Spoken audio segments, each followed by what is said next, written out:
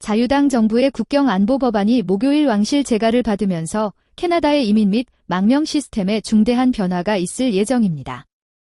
C-12 법안은 난민 신청 자격 요건 강화, 망명 절차 간소화, 정부 부처 간 정보 공유 권한 확대, 그리고 정부가 공익을 위해 이민 서류 그룹을 정지 또는 취소할 수 있는 새로운 권한 부여 등 광범위한 개혁안을 도입합니다. 정부는 이 법안이 펜타닐 밀매와 자금 세탁 방지를 위해 필요하다고 밝혔습니다. 게리 아난다상가리 공공안전부 장관은 성명을 통해 이 법안이 국가적 조직범죄와 싸우고 캐나다와 모든 국민의 안전을 지키는 데 필요한 더 많은 도구와 권한을 법집행 및 정보기관에 제공하는 데 매우 중요하다고 밝혔습니다. 또한 이 법안은 이민 시스템의 적체 문제 해결 등 현행 이민 규정의 허점을 메우는 데에도 도움이 될 것이라고 말했습니다.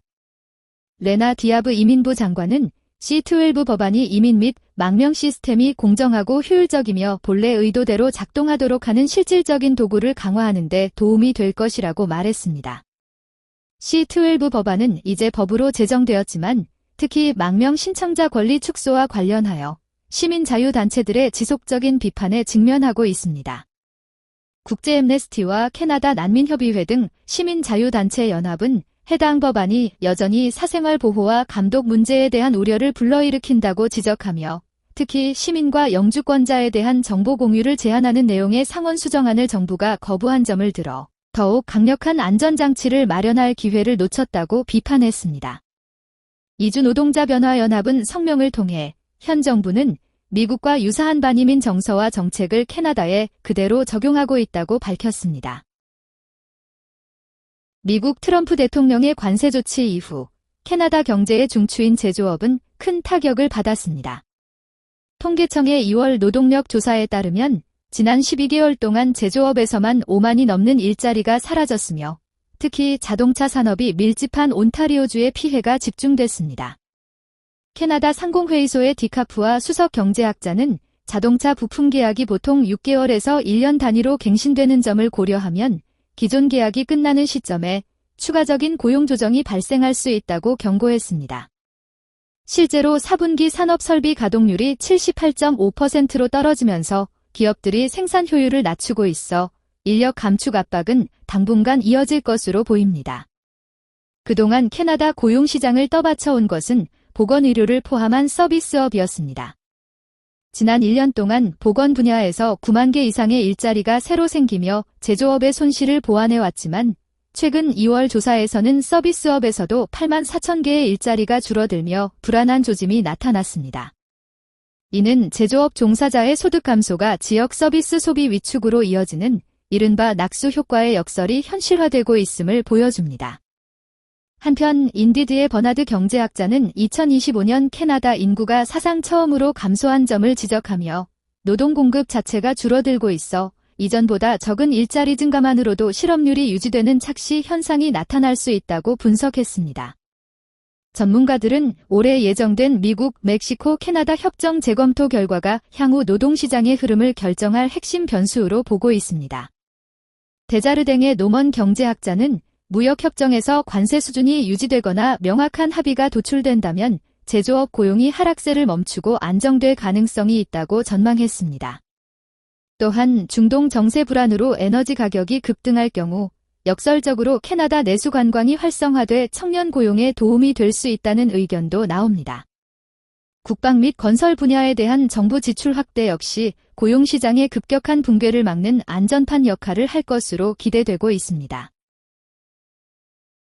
피에르 포일리에브르 연방보수당 당수는 최근 급등한 기름값으로 어려움을 겪는 국민들을 돕기 위해 올해 말까지 연방 유류세를 전면 중단할 것을 정부에 강하게 요구했습니다. 그는 중동 지역의 군사적 긴장으로 국제 유가가 급등한 상황에서 이러한 조치가 운전자와 가게에 즉각적인 부담 완화 효과를 줄 것이라고 설명했습니다. 보수당은 유류세를 일시적으로 중단할 경우 4명 가구 기준으로 올해 남은 기간 동안 약 $1,200를 절약할 수 있다고 주장했습니다. 이번 제안에는 연방 유류 소비세, 유류에 부과되는 GST, 그리고 청정 연료 부담금이 모두 포함되며 이를 통해 주유소 가격이 리터당 약 25센트 정도 낮아질 것으로 예상했습니다. 보수당은 유류세 중단으로 발생할 세수 감소를 보전하기 위해 고속열차 사업 취소, 총기 바이백 프로그램 축소, 해외 원조 예산 삭감 등 정부 지출을 줄일 수 있는 구체적인 대책도 함께 제시했습니다. 또한 유류세가 낮아지면 운송비가 줄어들어 식품과 생필품 가격 안정에도 도움이 될 것이라고 주장했습니다. 포일리에브르 당수는 최근 유가 급등 이후 연료세를 인하한 아일랜드, 스페인, 호주 등의 사례를 언급하며 캐나다 정부의 결단을 촉구했습니다. 이번 제안은 고물가로 어려움을 겪는 유권자들에게 즉각적인 체감 효과가 있는 정책으로 평가되며 차기 총선을 염두에 둔 전략적 행보라는 분석도 나오고 있습니다. 캐나다 시중은행의 주택담보대출 연체율이 10년 만에 최고치를 기록하면서 가계 경제에 비상이 걸렸습니다. 고금리의 영향으로 대출을 갱신할 때 상환 부담이 크게 늘어나면서 연체 규모가 2015년 이후 가장 높은 수준까지 치솟은 상황입니다. 캐나다은행협회가 발표한 1월 자료에 따르면 모기지 연체율은 전월보다 0.01%포인트 오른 0.27%를 기록했습니다. 이는 지난해 같은 기간보다 0.05%포인트 증가한 수치로 팬데믹 초기의 일시적 급증을 제외하면 2017년 이후 가장 높은 수준입니다. 특히 90일 이상 연체된 대출 건수는 13,442건으로 전년 대비 20.8% 늘었습니다. 이는 2015년 유가 급락으로 경기 침체가 있었던 시기 이후 가장 많은 규모이며 2022년 저점과 비교하면 약 2배에 달합니다. 시중은행이 보유한 전체 모기지 건수도 4개월 연속 감소해 495만 건까지 떨어졌습니다. 2022년 6월 정점과 비교하면 약 17만 500건이 줄어든 것으로 기록상 가장 긴 감소세입니다. 은행들이 대출 규모를 줄이고 심사 기준을 강화하면서 신규 대출 승인도 위축됐고 기존 대출의 부실을 완화할 완충 장치도 사실상 사라진 상태입니다. 이러한 흐름은 캐나다 부동산 시장과 신용체계의 구조적 변화가 일어나고 있음을 보여주며 금융 시스템 전반의 위험을 키우고 있습니다.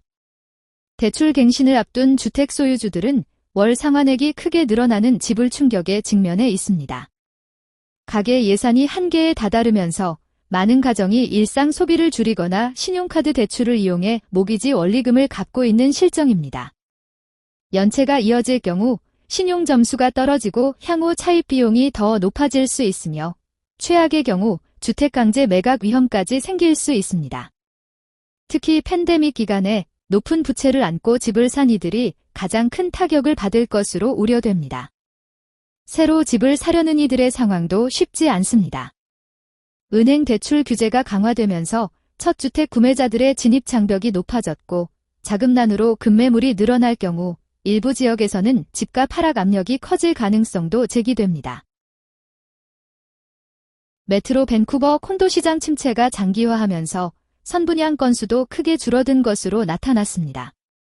부동산 전문가인 메스칼레나 씨는 현재 콘도 판매량이 역사적으로 낮은 수준이라고 말했습니다. 그는 건설업체들이 기존 주택 시장 가격에 맞춰 집을 지을 수 없어 신축과 기존 주택 사이에 가격 차이가 생겼고 그 결과 사람들이 신축 주택 구매에 관심을 보이지 않는 상황이라고 설명했습니다. 현재 개발자들은 상황을 지켜보거나 아예 사업을 중단하고 있으며 리치먼드의 한 프로젝트가 대표적인 사례로 꼽힙니다. 이 프로젝트는 지금 땅에 구멍만 뚫린 채 멈춰 있으며 수백 명의 구매자들이 계약금 환불을 기다리고 있습니다. 부동산 중개인인 사레츠키 씨는 그동안 선분양 시장이 투자자 의존도가 높았는데 가격 하락, 임대료 하락, 인구 증가 둔화 등 시장 전망을 고려하면 투자자들이 적극적으로 나설 이유가 많지 않다고 말했습니다. 이런 이유로 2021년 1분기에 약 6천 채의 신축 주택이 판매됐던 BC주가 올해 1분기에는 124건에 그쳤습니다. 기존 주택 시장에는 더 나은 조건의 매물이 넘쳐나고 있어 신규 프로젝트들은 시작조차 어려운 상황입니다. 캐나다 다른 도시들도 비슷한 상황을 겪고 있으며 특히 온타리오주는 미분양 주택이 수만 채에 달하는 등 상황이 더 심각한 것으로 알려졌습니다. 지난 30일 마크 카니 총리는 정부와 온타리오가 신규 주택 건설을 촉진하기 위해 3년간 지방자치단체의 주택개발 부담금을 절반으로 줄이는데 수십억 달러를 투자할 것이라고 발표했습니다. BC주 주택부 크리스틴 보일 장관은 이번 주 연방주택부 장관과 만날 예정이며 BC주도 온타리오주와 동등한 대우를 받아야 한다고 밝혔습니다. 캐나다 연방정부가 나토 국방비 지출 목표를 달성하기 위해서는 HST 인상을 검토해야 한다는 국책연구소의 분석이 나왔습니다. 세계 정세가 불안정해지면서 군사력 강화에 대한 정치적 합의는 이루어졌지만 막대한 예산을 마련하는 과정에서 국민의 세금 부담이 커질 수 있다는 우려가 현실화되고 있습니다. 국책연구소가 목요일 발표한 보고서에 따르면 2035년까지 국방비를 GDP의 5% 수준으로 끌어올리겠다는 약속을 지키기 위해서는 현재 약 500억 달러 규모의 국방 예산을 2034-2035년까지 1,500억 달러 수준으로 거의 3배 늘려야 합니다. 연구소는 국방비 증액을 위한 가장 현실적인 방안으로 GST 인상을 제시했습니다. 현재 5%인 GST를 7%로 올릴 경우 2025-2026 회계연도에만 약 250억 달러의 추가 세수를 확보할 수 있을 것으로 추정했습니다. 또한 국방 이외 분야의 지출 증가 속도를 낮추고 불필요한 프로그램을 축소하는 등 엄격한 재정 관리가 병행되어야 한다고 강조했습니다. 단순히 빚을 늘려 군비를 확충하기보다는 세수를 늘려 미래 세대의 부채 부담을 줄여야 한다는 취지입니다. 지난주 나토는 캐나다가 국방비 지출 목표인 GDP 대비 2%를 달성했다고 발표했습니다. 2024년 트리도 전 총리 재임 당시 1.5% 수준에 머물렀던 것과 비교하면 진전된 수치입니다. 하지만 마크 카니 총리는 훨씬 더 어려운 환경에 놓여 있습니다. 보고서는 캐나다의 낮은 생산성, 저성장 기조, 인구 고령화, 그리고 이미 높은 연방 부채 수준이 국방비 증액의 발목을 잡고 있다고 지적했습니다. 증세나 지출 삭감 없이는 재정의 지속 가능성을 유지하기 어렵다는 의미입니다. BC주에서 패밀리닥터 등 1차 의료 서비스를 이용할 수 있는 주민 비율이 꾸준히 늘고 있는 것으로 나타났습니다. 데이빗 이비 BC주 수상과 조지 오스본 보건부 장관은 31일 기자회견을 열고 주 정부의 1차 의료 확대 정책 성과를 발표했습니다. 이비 수상은 현재 BC주 주민의 약 77%가 가정에 또는 진료 간호사 등 1차 의료 제공자를 확보한 상태라고 설명했습니다.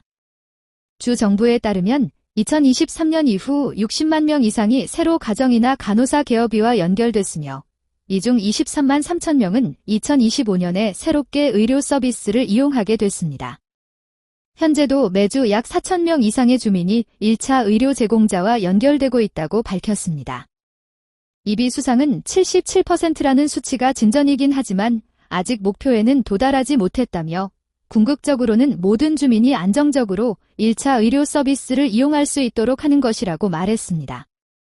주 정부는 1차 의료 접근성이 확대되면 질병을 조기에 발견하고 치료할 수 있어 응급실 부담을 줄이고 의료진 과로 문제 완화에도 도움이 될 것으로 기대하고 있습니다. 한편 BC주는 의료 인력 확보를 위해 미국 의료진 유치에도 적극적으로 나서고 있습니다. 이비 수상은 2025년 3월부터 2026년 1월 사이 미국에서 약 400명의 의료 인력을 유치했다고 밝힌 바 있으며 현재 그 수는 500명을 넘어섰다고 설명했습니다. 이들 중 일부는 이미 BC주에서 근무를 시작했고 일부는 이주를 준비 중인 것으로 알려졌습니다.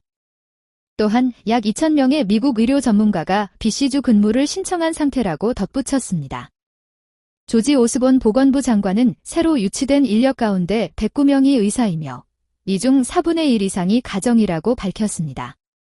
그는 해외 인력 유치와 함께 국내 의료 인력 양성도 확대하고 있다며 현재 BC주는 인구 대비 의사 수가 캐나다에서 가장 많은 주라고 설명했습니다. 시청해주셔서 감사합니다.